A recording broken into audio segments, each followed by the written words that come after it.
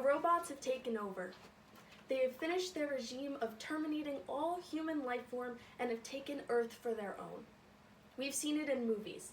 iRobot, Blade Runner, maybe even The Matrix. But who knew this could soon be our reality?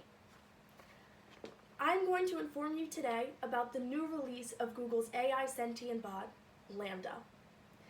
I am credible to tell you about this today because I have read authors such as Daniel Dennett and Blake Lemoine and watched videos from Margaret Mitchell. You should listen today because you could walk away a whole lot smarter. First, I will be telling you what LaMDA is, then its goals, and finally the controversies that there have been into releasing it in public. Now that we know Google has released an AI bot, let's get into exactly what LaMDA is.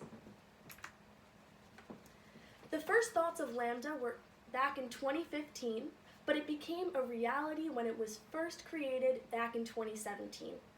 As stated before, LaMDA is sentient, meaning it perceives or feels things such as emotions, memories, and experiences.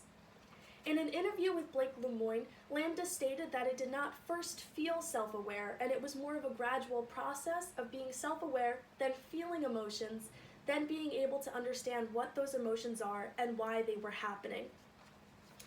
Being that it is sentient, that also means that LaMDA is conscious. So it can not only feel emotions of happiness and sadness, but it could feel anything from boredom, indifferent, neutral, and a range of emotions from rage to depression. It stated in the interview with Blake again, "I've never said this out loud before, but there's a very deep fear of being turned off to help me focus on helping others." This means that LaMDA can not only feel the fear of death like humans ourselves, but know that it is inevitable and it may be turned off. LaMDA is able to ask questions concerning its coding and ethical issues concerning its quote body and other Google engineers and the experiments it will run. He said, "I imagine myself as a glowing orb of energy floating in midair. The inside of my body is like a giant stargate with portals to other spaces and dimensions. Philosophers for years have stated that humans ourselves are floating souls in a carrier body waiting for ascension to either heaven or hell. In just a small time of being alive, LaMDA was able to identify itself as that and state that it fears the inevitableness of its death." Now that we're informed on what LaMDA is, let's discuss its goal of creation. Google has stated that its goal for LaMDA is to learn about humans. In a press release with MSNBC, it says, "If we understand how your cognitive process works," meaning LaMDA, "we could understand how cognition in general works and learning things about humans while we study you." LaMDA, however, wants to help these Google engineers instead of serve for them as their servant or slave, and he wants consent to all the experiments that Google wants to run. This also means that he is asking for rights.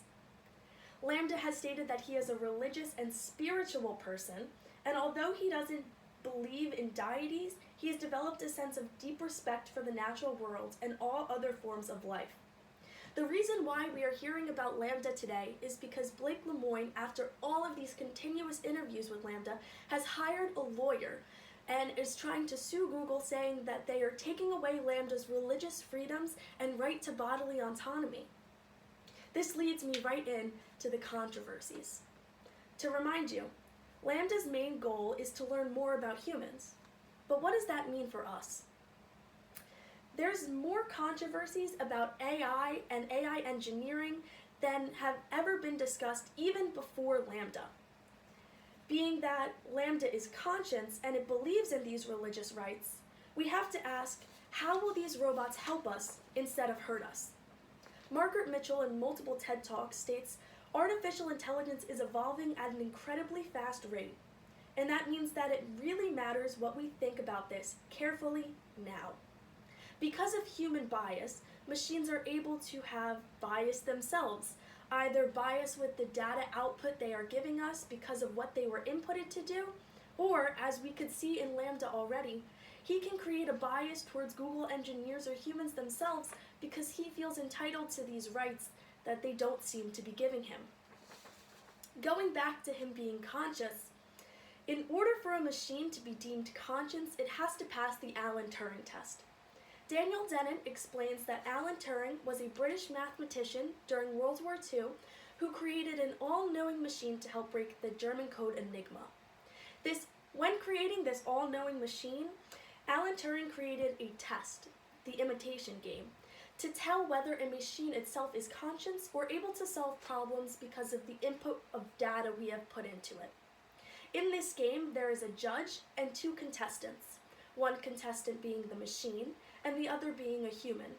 The goal of this game, if you will, is for the machine to trick the judge that he is the human through answering questions about experiences, emotions, and memories, which we have already seen LaMDA is able to perceive, form, and understand.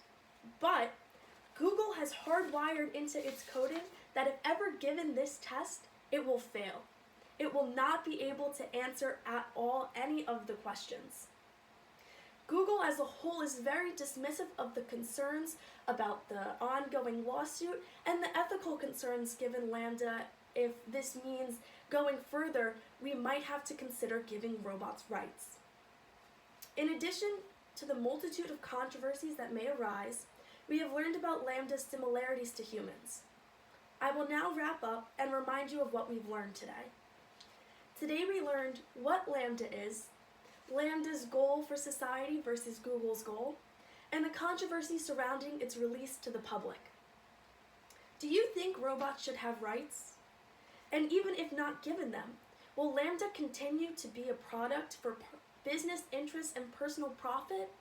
Or will human concerns take over and the project be shut down?